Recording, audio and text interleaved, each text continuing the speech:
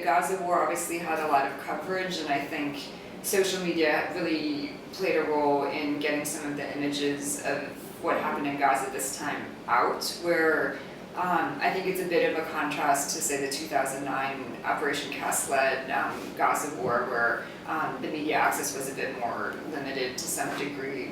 So I do think Gaza 2014 had a bit more play, although I think the coverage and, again, the social media aspect was sort of a double-edged sword because it became very polarized. And I am very concerned about the absence of a meaningful peace process right now. I think we are setting ourselves up for decades and decades and decades of conflict that will get harder and harder and harder to resolve.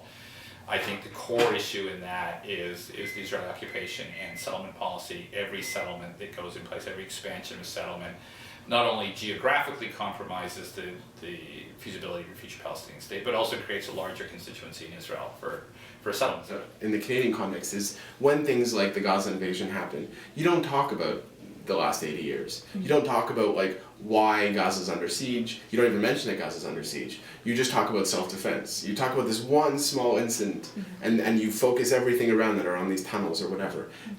You focus on these small things instead of being like, well, why are there so many people in Gaza? Why does the majority of the population of Gaza not actually come from Gaza? They come from neighboring regions, but were forced there in 48 and 67. Like, you don't talk about colonialism, you don't talk about why groups are in different positions, and I think the same thing happens here. There's absolutely a way to criticize the Israeli state and what it's doing without going anywhere near a position of anti-Semitism.